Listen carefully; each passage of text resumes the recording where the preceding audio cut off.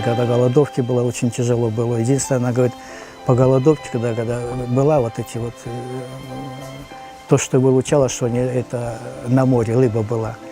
Отец ходил это рыбаком на шхунах, и вот рыба была, да. Вот за счет этого они только и выжили.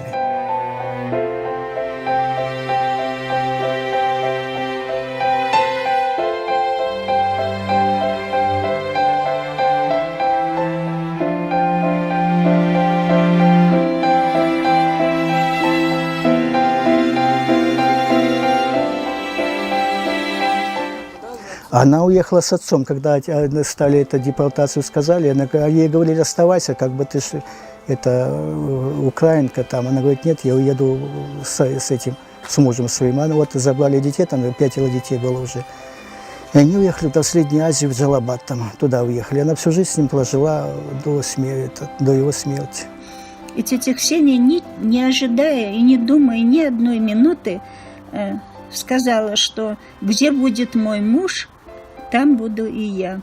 С тетей Ксенией они были очень-очень дружная пара, очень-очень. Она была настоящий борец. Попробуй кто-то что-то, задень ее детей, или скажи что-то про дядю Сеттара, она шла в бой. Вот такой была она человек.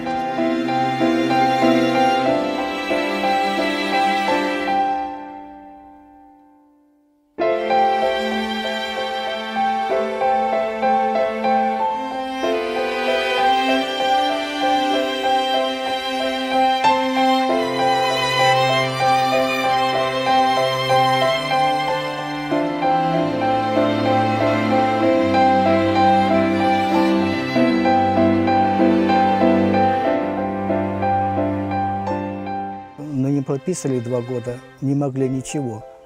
Но не получалось. Отчество не то, потом со Средней Азии приехали. А там же все равно вот эти, работали вот эти все разные эти органы все. И поэтому не могли никак прописать.